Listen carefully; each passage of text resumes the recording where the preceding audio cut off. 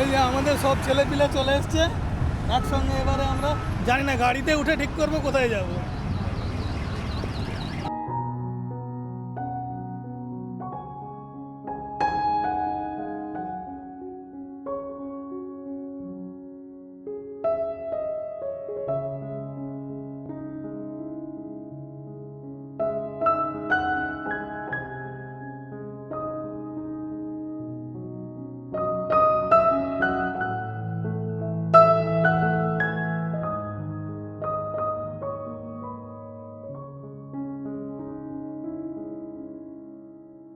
গাড়িতে উঠে সবাই বসে পড়েছে, কিন্তু জার্নির ডেস্টিনেশন কোনো ঠিক ঠিকানা নেই।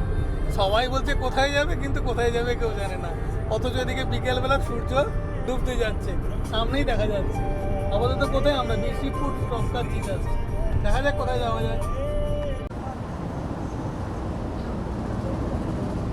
এখনো পর্যন্ত ঠিক হয়নি কোথায় যাবে। চা খেতে বসে পড়েছে।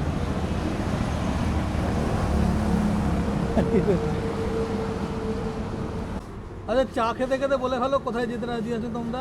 আমরা এখন চা খেতে গিয়ে চা যদিও আসেনি, শুধুমাত্র লিকার। এই যে আমার লিকার চাটা এসে গেছে। আমরা ডিসাইড করলাম, যেহেতু এখন সন্ধ্যে ঘনিয়ে আসছে, খুব বেশি দূর যাওয়া যাবে না।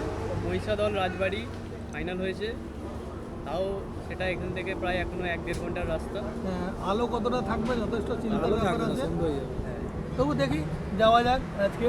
এই যে আমাদের গাড়ি দাঁড়িয়ে আছে সামনেই হাইওয়ে, এদিকে যাব। এটা কি ঘোষ হোটেল?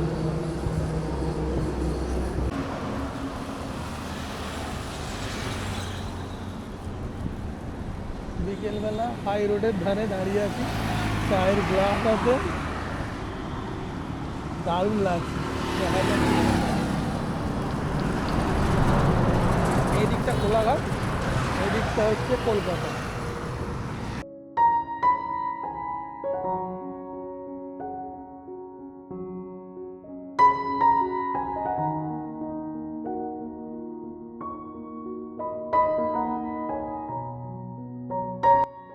দূর থেকে দেখা যাচ্ছে কোলাঘাট ব্রিজকে।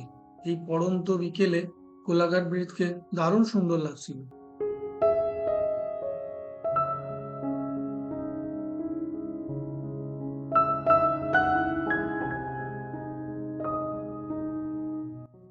যেতে যেতে রাস্তাতেই সন্ধে হয়ে গেল, কিন্তু এই সন্ধ্যাবেলার মধ্যেও গাড়ির জার্নিটা দারুণ সুন্দর লাগছিল।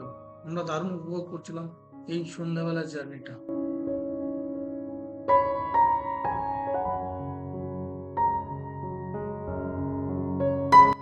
গিয়ে পৌঁছলাম তখন অন্ধকার হয়ে গেছে, তাও বেশ ভালোই লাগছিল। চারিদিকে লাইট গুলোর মাঝখানে সামনে যে রেস্টুরেন্টটা হয়েছে সেখানেও বেশ আলো জ্বলে উঠেছে, ঝলমল করছে চারিদিক।